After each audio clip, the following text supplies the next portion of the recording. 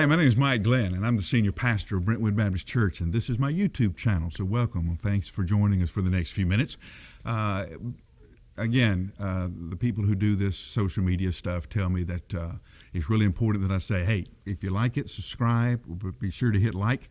And this is one of the areas where we just sit and talk about everyday life, things that happen and that are going on, and how we live the teachings of Jesus in very practical, very real, concrete ways in our everyday life.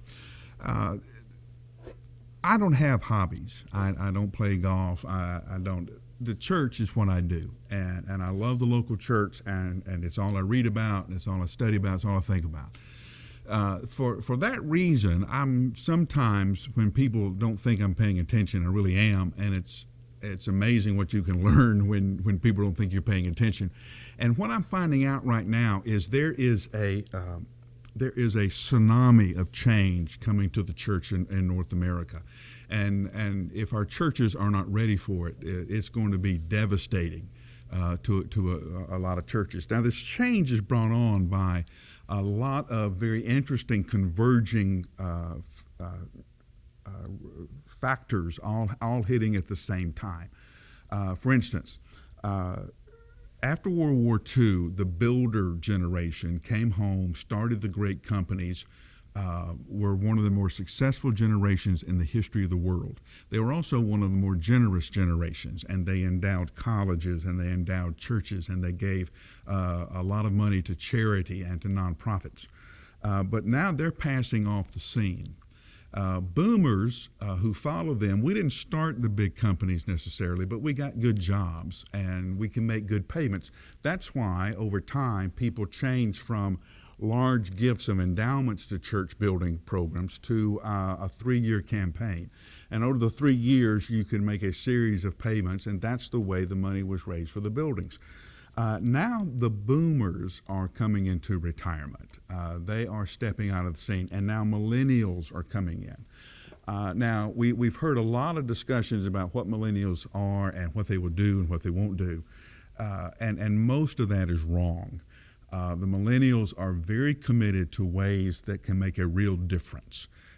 They are very, very jaded. Now, why are they jaded? Well, you have to remember, they are the most advertised generation and the history of the world. They have had more ads, they have had more promises given to them than anybody in history. And it started when they were still preschoolers, before they could even read. Moms and dads put them down in front of televisions, and the televisions tried to sell them products and sell them goods before they really understood what it is that they were being sold. Because of this, they're really, really suspicious when you promise something, or they're looking for the hook when you try to engage with them. You also have to understand what's happened since then. We have had the sex scandal in the Roman Catholic Church and in the Evangelical Church.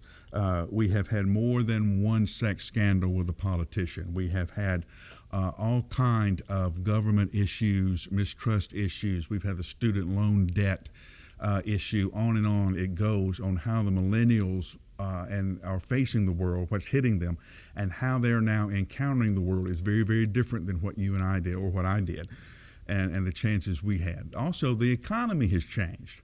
Yes, there are lots of jobs, but there aren't many jobs where you can start and have a career.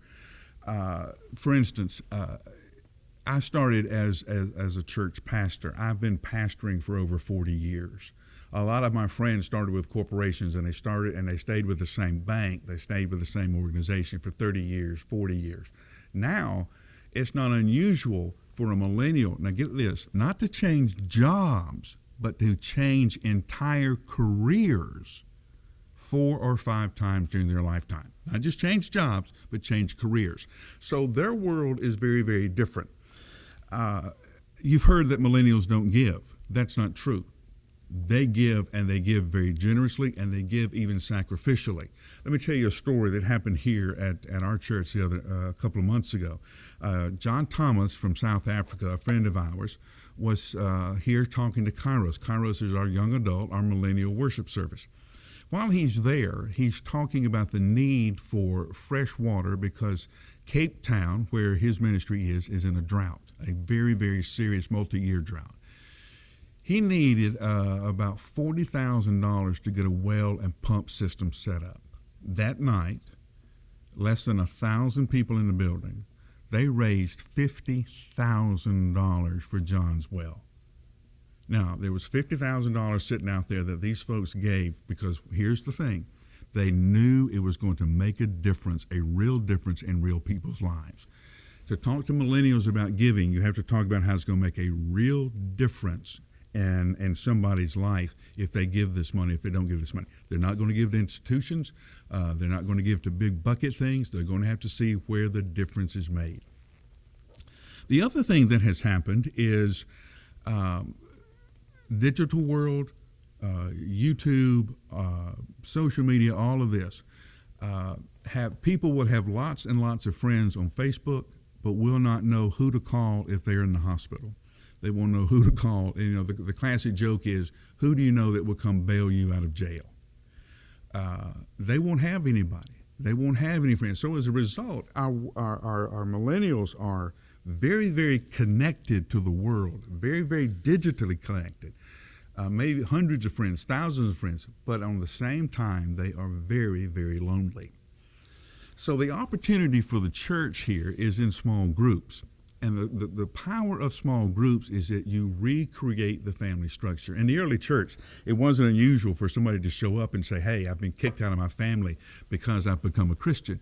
And the pastor would say, well, here's your family. Here's your father. You'll learn his trade. Here's your mother, and here are your brothers and sisters. That's why the term brother and sister in church is such an important term, because it literally means I have found a new family. And what happens in that is that millennials are having the opportunity to be with people who have lived life a little longer than they have. We've talked about my marriage before, and Jean and I's relationship. One of the things that has kind of taken me by surprise in dealing with millennials is how important my marriage is to them. They want to know that I am a good husband. It's important to them that I treat my wife well. Because they have seen so many of their friends divorce, so many of their parents have divorced, and they haven't seen a marriage stay together for 39 years, for 40 years, and they want to know how you do that. Because listen, what we have now is a young man who's married trying to be a husband, but he's never seen a husband. A young woman who's married trying to be a wife, never seen a wife. A young man trying to be a dad who didn't have a dad. A young woman trying to be a mother who didn't have a good role model as a mother. So what happens in these small groups is that men and women of faith of a long time have the opportunity to sit down and say, this is what it means to follow Christ every day. This is what it means to love your husband. This is what it means to love your wife as Christ loved the church. This is what it means to raise a child in the teachings and the strength of the Lord. And these things happen very, very naturally, as they would in any family, because we've recreated that family structure. I know there's a lot of negativity out there about the future of the church, but I'm not one of those who's negative about the future. It's going to be different. It's going to be really, really different. But it's going to be, I think, in some ways stronger, because we're going to go back to the things that made us strong and made us significant when the church first started. You're going to see people doing life together in smaller groups. You're not going to see big buildings like we have at Brentwood Baptist Church anymore. You're not going to see the mega church so much. It's going to be a collection of groups, and that may be the mega church, but it will only meet like once a month or once every quarter or something, where you bring everybody together. Otherwise, the leaders will be spending time developing leaders.